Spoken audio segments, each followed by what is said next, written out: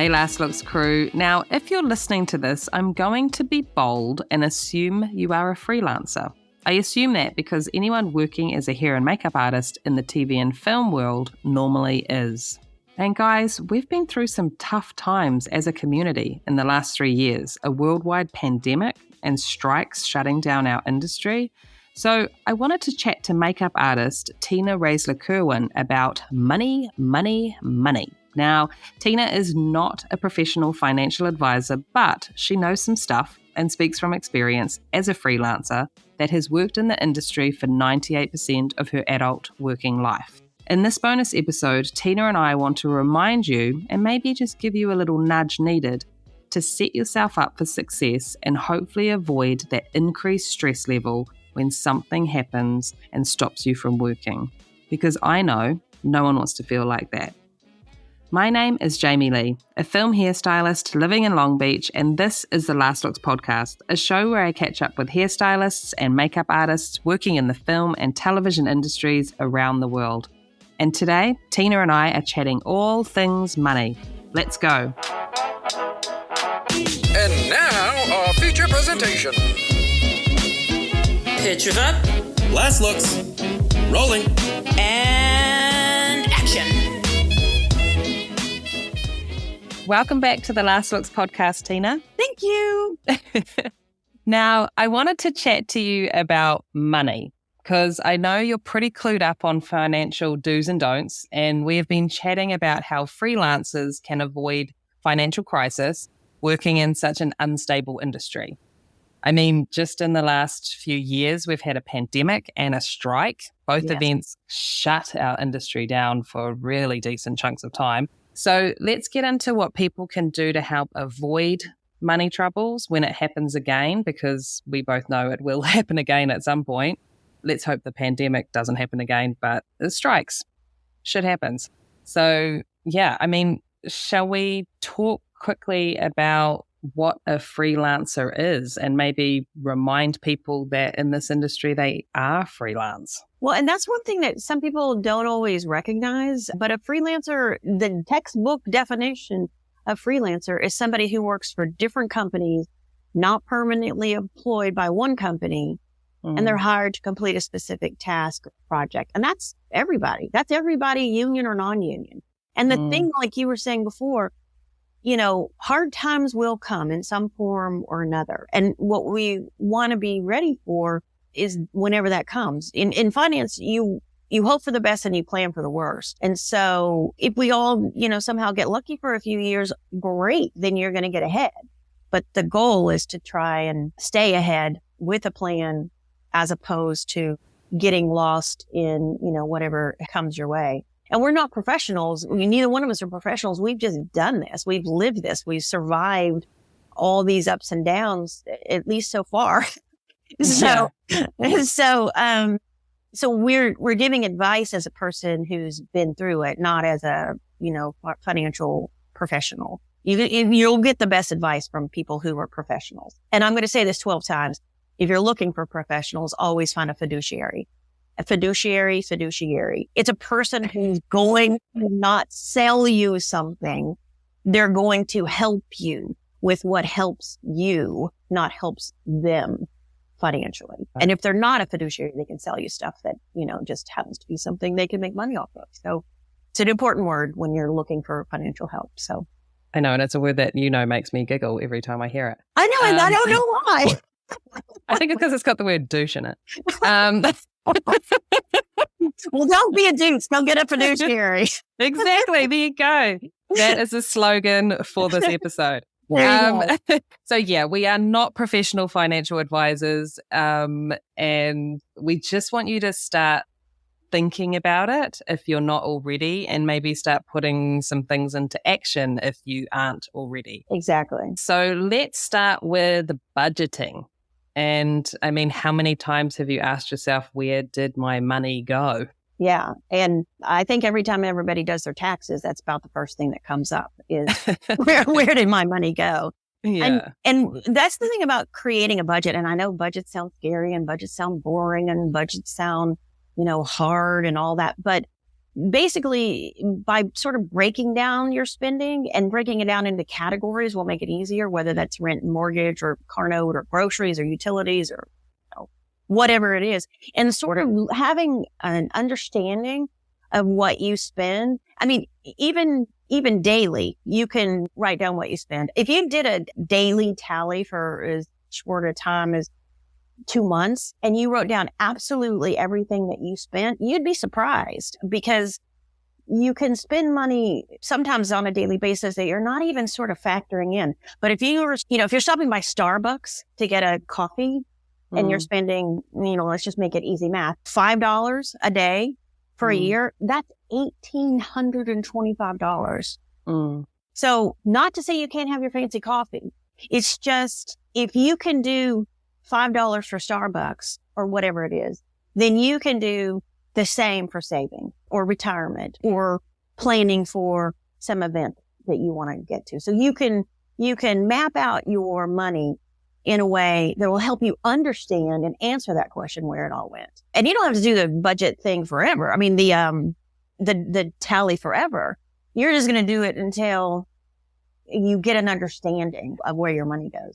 And when you're doing it, you have to include all the things that are yearly and monthly and, whatever, whether it's Christmas or back to school or HOA dues or union dues or whatever it is, sort of factor that stuff in. And then you're setting up and making a plan. And if you'll start, that's the most important thing, is to start recognizing and start doing something to get more acquainted with your money and your budget. Even if you start small, just start and it'll make more sense. So talking about the $5 a day on Starbucks, you don't necessarily recognize that as a big spending, but you're also not going to recognize that as a big saving. It's not going to feel like a big pinch out of your income if you're doing the same, $5 a day into your retirement or to your savings account or whatever, whatever it is. You don't have to do huge things to make a huge difference. As long as you just do something and you do it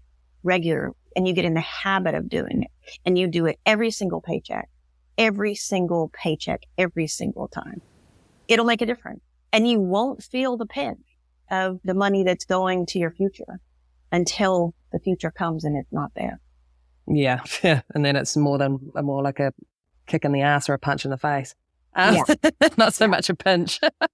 Yeah. So look how many months we've been not working. And if you weren't in some way, prepared for this, then you are very likely in trouble right now.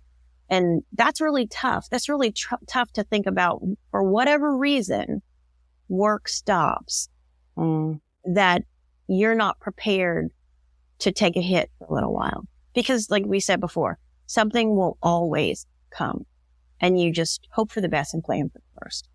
Yeah. Now let's talk about something that you said to me that really stuck with me. Let's talk about the most expensive money around, and that's credit card money. People are probably like, huh? What does that mean? Yeah. It's very expensive money because you're borrowing that money basically, and you're paying a fee, and very high fees likely, to borrow that money. So anytime you're carrying a credit card debt, the average rate on a credit card debt is 28%. Some are higher, some are lower, but you're paying basically for that money. And the biggest difference you can make in your financial future is to remove credit card debt. Because if you can maintain no credit card debt, then you're very likely living within your means. If you're carrying debt, you're very likely not within your, and you're going to ultimately pay more for the debt than the debt itself. And so the rule of thumb I would say to everybody is that every time you charge, you pay it off full, the entire amount, no matter what it is, every single month. And that sounds crazy and daunting if you have a huge credit card debt, but there's a couple of ways that you can pay off credit card, and there's two different sort of theories, and you can sort of combine them both. One of them is that you pay minimums on all of your cards, and the one with the highest interest rates, you put as much money to that one as you can. And then you keep trying to get that card down because you're paying the most for that card. The other method is you pay minimums on everything, and the one with the lowest debt, you pay all the money that you can on that one, so that you basically will eliminate that card. And then you take that money and then you put it to the next card. And so when you say eliminate, you mean just get rid of, like, who needs more than one credit card? Stop it. Well, there's the theory in whether you get rid of your cards or don't get rid of your cards, but you want to get rid of the debt on the card. Yeah. Yeah. And you don't want to have like 6 accounts, because that's not great. But if you have 3 and you pay one off, you might not want to get rid of the card. You want to just get rid of that debt, because most people charge on their credit card and they couldn't even tell you what's on it. They couldn't even tell you what is charged on that card unless they did one massive, charge. They don't know what's on it, because it's been sitting there for so long. It's been sitting there for so many months. They can't look back and identify, oh, that's right, I bought, new sheets, or I paid for, my vet bill, or I, whatever. They can't, they don't remember. And that's getting so far away from your money that you've lost the connection. And now you're paying to borrow, and you always want to save before you borrow. What do you mean save before you borrow? If you're not paying a credit card debt with a fee, then the 28% potentially that you would be paying to carry that debt, you can put somewhere else. Yeah. So, because I think people, I don't know, it's such a weird, I don't know whether it's just really good promotional stuff for credit cards, but I think some people think that it's kind of like free money, but it's like the complete opposite. It's the most expensive money you can spend. It's really interesting, the disconnect when people put things on their credit card. There's definitely a connection to it. But if you get into the mindset that whatever you charge, you're paying off, you make those connections again, and then you think about your purchases in a different way. Yeah. How many times do you need another hair product, or another makeup palette, or another whatever, Yes, we have to stay current. Yes, we have to stay with good products. Yes, we have to have, blah, blah, blah. But we don't necessarily have to have everything new, whether it's in our kit or our clothes or whatever. We just have to think about things in a very important way, in a very different way than people who have a full-time job and know where their paycheck's coming, forever and ever. Yeah. Within reason, but yeah. I mean, you'll feel a lot of relief for being debt-free, and the relief that you'll feel will be priceless. And having no credit card debt in tough times is a huge difference in how your finances will go. Yeah. You can use that card if you absolutely have to when times get really tough. But if it's maxed out, or the fee on it, or the monthly payment is so high already, you don't have a lot of wiggle.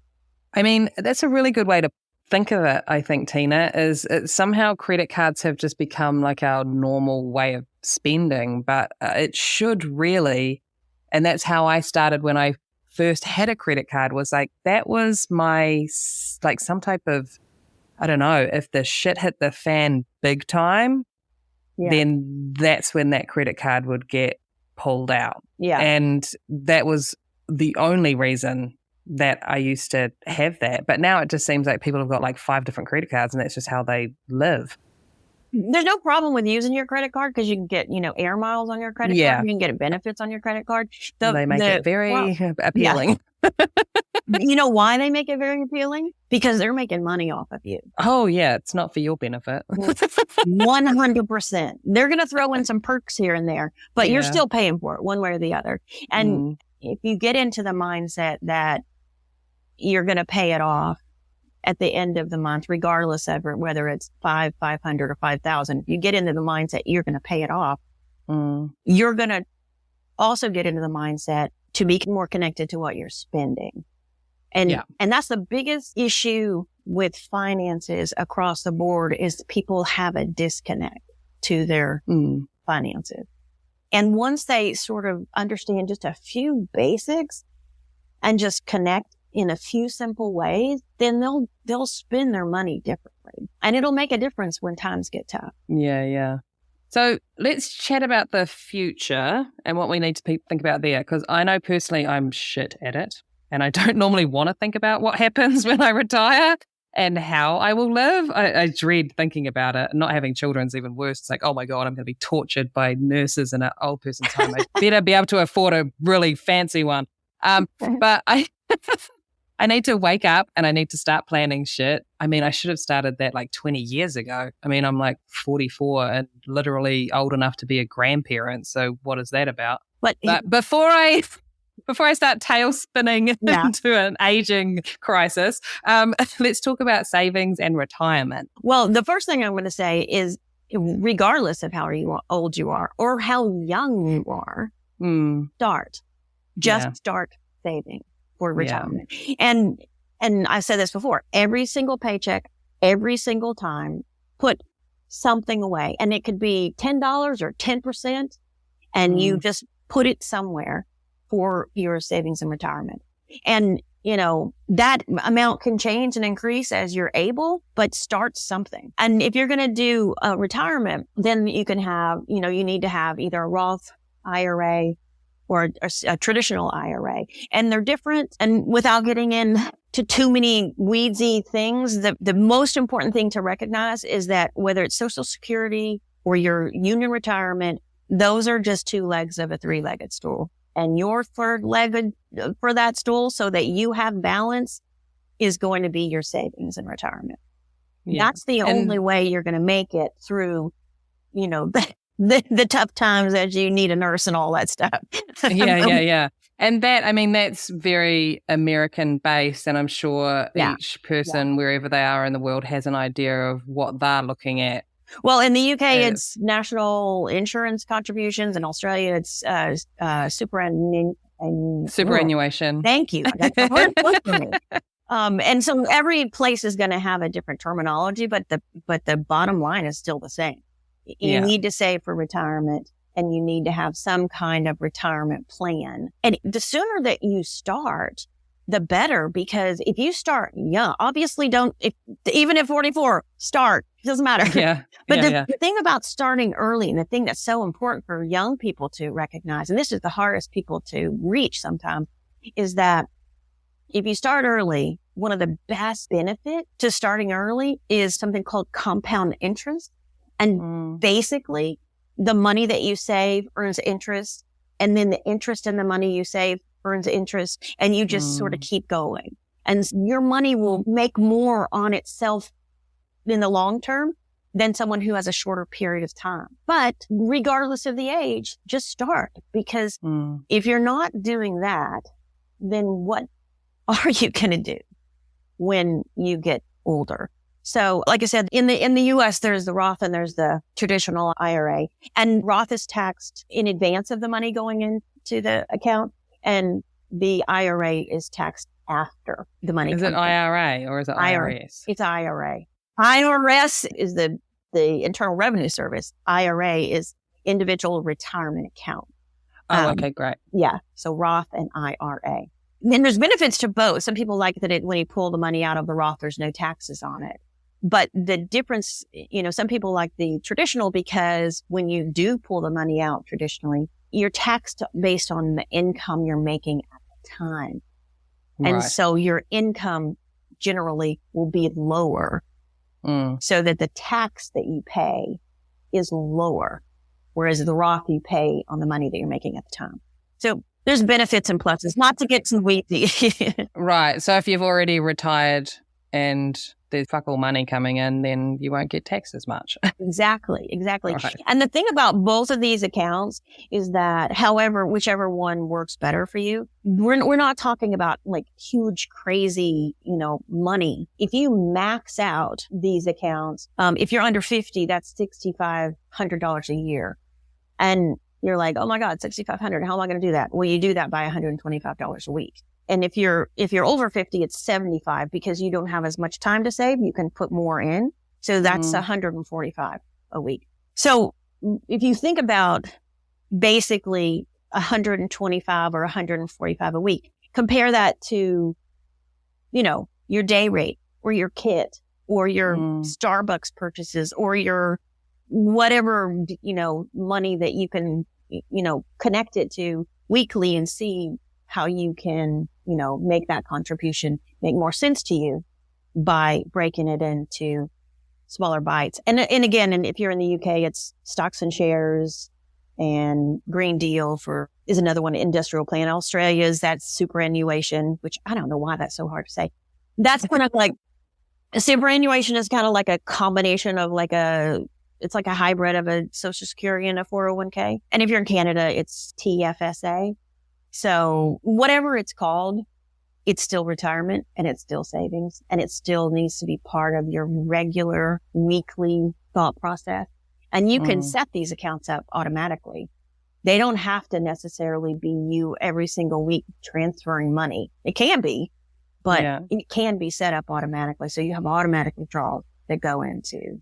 So when you think, where did all my money go? And then you go, oh yeah, it's going towards some really cool shit. Yeah. Yeah. and then what's so great is that amount of money pulling out without you having, like I said, you won't miss it any more than you'll miss the $5 for Starbucks or whatever. It does add up, and it adds up quickly. And it adds up in a way that's going to make you feel so good about it that you're going to want to keep doing it. And then as you can, you just increase that amount. But you have to think about, if you're not doing something now for saving and retirement, then what are you going to do? You have to consider that unless you get really super lucky, you're going to need some money when you retire in order to maintain even close to the lifestyle that you have now. And then add on that, the prices of, cost of living and everything else goes up. And then you have medical that will go up. You need to have some thinking, about what you're going to do. Not to scare people, because it's all within reason. It's all manageable. It's all just about coming up with a plan.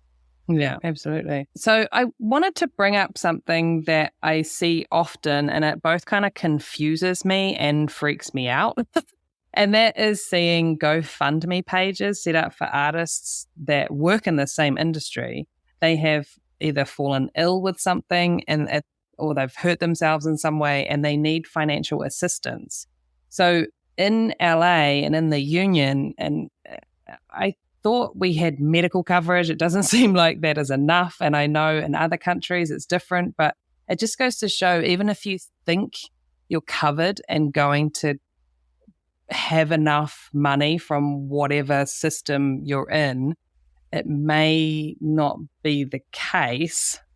Yeah. So I just kind of wanted to talk a little bit about, prepping for sickness or injuries that may stop us from working. Well, here's the thing. You need savings and you need retirement because you're going to need to pay for your bills and you're going to need to pay for your future. But if you save for something specific, and I don't mean you're going to necessarily save for medical, but if you're saving for a specific purchase or expense, medical can fall into that category. And that's a different savings than all these others, because whether you're sick or you're injured or you're still not working and you still have to pay those other bills. And unfortunately, medical doesn't cover everything. And we have medical coverage, but it's not going to cover everything. And if you, sort of max out your medical coverage because you're not able to work, then you're going to start paying for it yourself. I just recently had dental work done. I cracked a tooth, and $1,000 of the bill I had to pay on my own, even with dental insurance. So that kind of medical expense comes out of nowhere. But also, so does having to replace a roof or having to do car repair or having to do, something like that, replace your air conditioner, whatever it is, those unexpected expenses, you also need to save for those kinds of things. But if you, on a happier note, if you want to save for like a big vacation or a down payment for a car or a house or you want to do a remodel, you still have to save for those kinds of things. And the reason I sort of separate them a little bit is because they're more discretionary. Those are things that a lot of those may fall in the category of things you want to do. Obviously medical doesn't, obviously, car accident doesn't. But if you have a separate savings, then you're savings that you're going to pay for your rent or your mortgage or your car note or whatever, if something goes haywire, then these things are something on top of or in addition to that. So I always sort of think of them separately. And medical can come out of nowhere. Medical can get really expensive really quickly. And whatever place that you're in, you probably have better coverage everywhere but here. And that's just an unfortunate reality.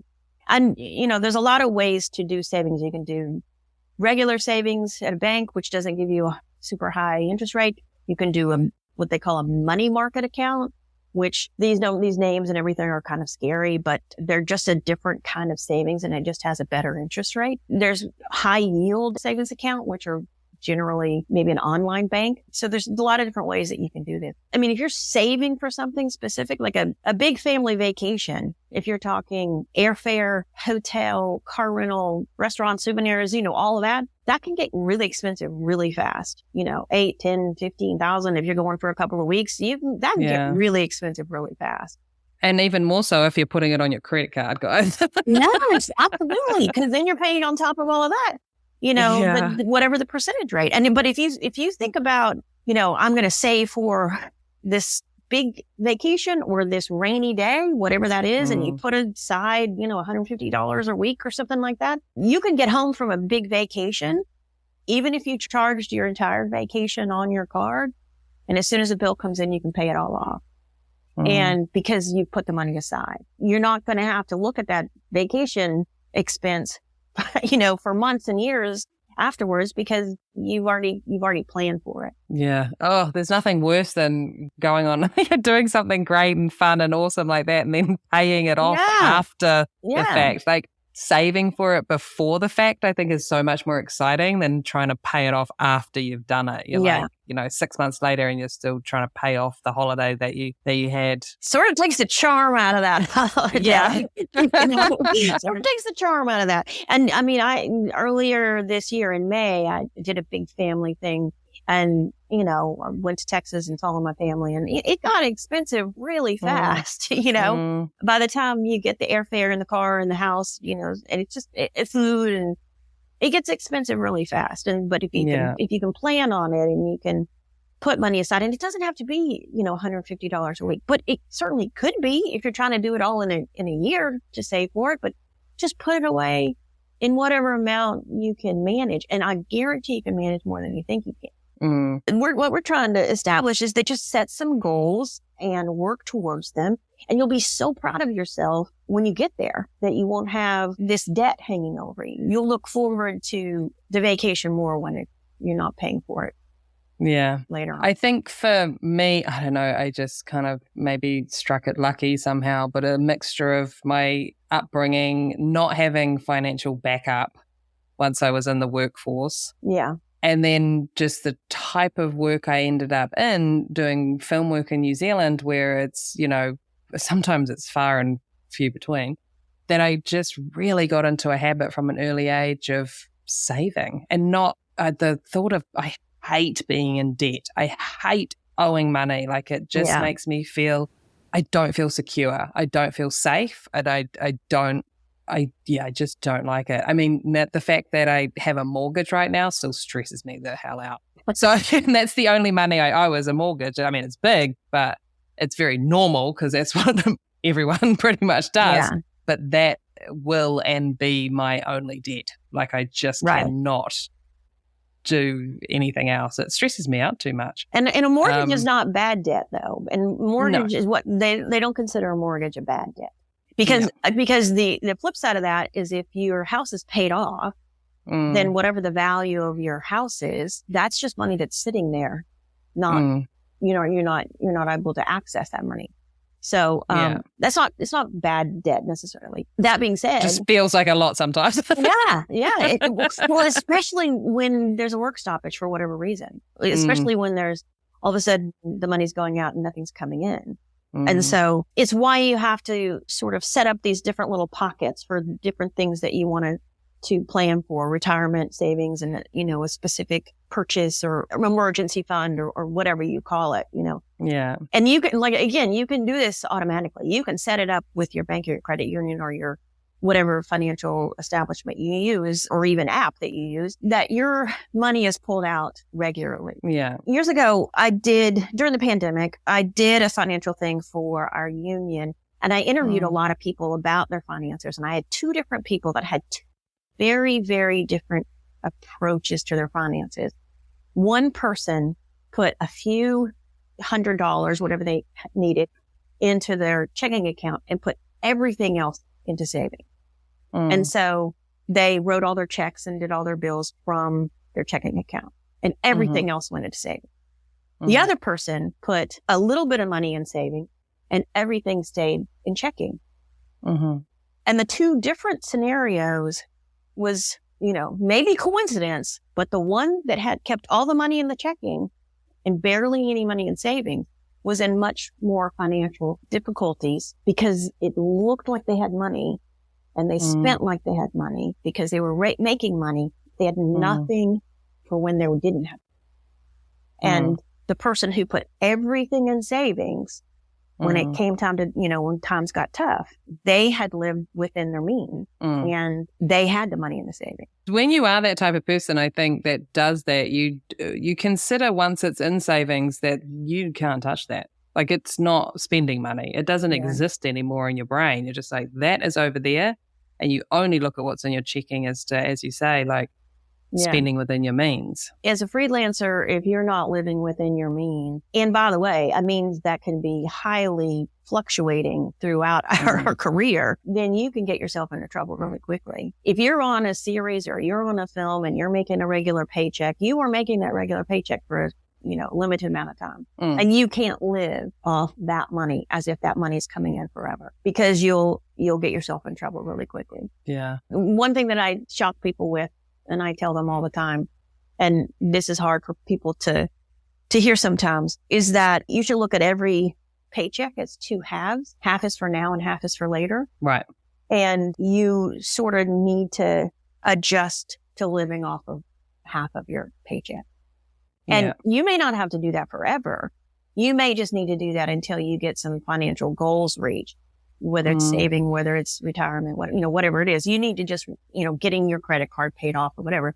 But if you can, just getting into good habit. Exactly. But chances are, if you can live off of, we make good money. If you can live off half of your paycheck, maybe it's a different percentage. Maybe you're living off of 3/4 and you put a quarter is for later.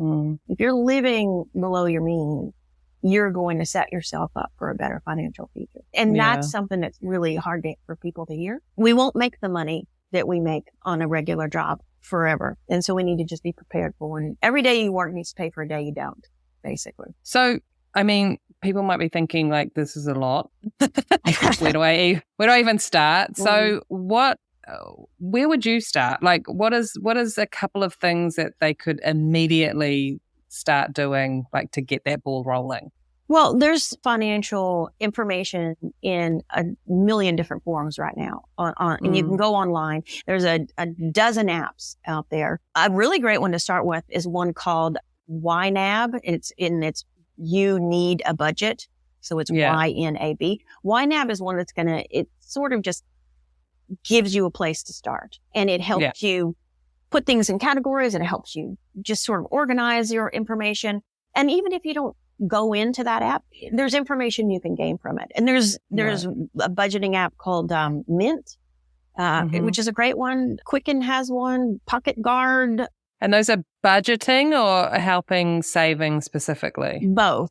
They're all of those things. Yeah. Oh, cool. And then there's, one that we've talked about before, Digit, which I think you said now is Opportune. Yeah. The husband uses it, and it's now, I think, Opportune purchased Digit, but he loves it. Like, it figures out what he can afford to be taken out without even noticing that it's been taken out. So it just kind of works it out for him. He puts in a goal of how much he's wanting by a certain time, and that app will do its best. It's not going to make you have no money, but yeah, it's smart and it works out what it can take from you every week. And he loves it. I mean, there's been a couple of times those goals haven't been hit, but most of the time he said it works really well and he doesn't even have to think about it. And that's one thing that's really great, particularly when you're getting started, is that, right now there's just tons of information out there in all of these apps. There's also Acorn and Robinhood and, and then places like Motley and Nerdwallet are places that you can go and just read articles and read information, and they'll list apps and stuff in those online information, financial courses. Yeah. But there's a lot of information out there, and that's the first thing I would do is start looking for some source of information that is, vetted and not some crackpot or something, and start figuring out what you can do on a regular basis. And the biggest thing is to get in the habit of doing it and do it every single time and every single paycheck. And whether you set it up automatically or you actively move money, this is something you can do. And also it's going to connect you, like when you focus on your credit card and paying your credit card off or not charging more than you can spend, you're going to get reconnected to your fund in a way that you might not be now. There's so much information out there. There's a woman on Instagram that it just tells you about not only smart investing, but smart buying, where you can find discounts on things, where you can find ways to save money on whatever it is that you need. I think her Instagram is Your Rich BFF. Something like that. Yeah. Or maybe it's Your.Rich BFF. She's just a young woman who happens to be in her 20s, who happens to be a millionaire because she, got really Gets it. Yeah, she got smart and she got lucky. Both, she's doing it. But there's a lot of information there. But you can focus on small things, whether it's putting money away, putting a larger amount towards your credit cards and getting your credit cards paid off. That's a huge one. That'll make a huge difference in how you pay your money. I think it's really important to just stop for a second and think about what relationship you have with money too. And some people don't need to be as strict as others. Others really need to put some definite lines in the sand for this is how I'm going to do it, all or nothing. And some people can, they have a bit more wiggle room because they're a little more naturally, I guess, strict with themselves. But you just take a minute to, I guess, understand how best you can do it for yourself. Because as I say, everyone's different. And also, man, you work hard for that money. Don't fucking throw it away. Yeah. Yeah. And if you're not thinking about it, then who is? And the thing is that finances is not necessarily something that people were taught or people are comfortable with knowing or understanding or talking about. But the thing is that if you're taking money in and you're paying your taxes and you're, paying your mortgage, you're actively in the money and finance world in some level. We're just wanting you to get in there a little bit further and do a little bit more that's going to help you down the road. And you will at some point in your life need that money that you put away. And if you're not doing it for yourself, then you have to ask yourself who might be doing it for you. Maybe you have a rich uncle. I don't know. but good. God bless you. But if you do, we make a good living when we get into this business, and we just have to think about, the time that we're not working, whether that's the job is over and I have a month off before my next job, or my career is towards the end and now how am I going to pay my bills? So we think about it now. We'll be so much happier and so much more relaxed and so much more at ease later. And look, if you're not stressing about money, then your health is probably better also. So you don't want to go down that spiral. But I just would say, whatever you do, just do something. Just start something. Yeah. Well, I hope that this has given people a reminder or a kick up the ass or something, a little bit of inspiration to sort your money stuff out and be a little more organized on that front. So there's less stress when the shit hits the fan. And Tina, thank you so much. Like, you're the best person to go to about this stuff. You just know all the things. Well, I'm going to say straight away, I'm not the best person. You've been a good person for me. I'm going to say a financial advisor would be a good person. Yes, I know.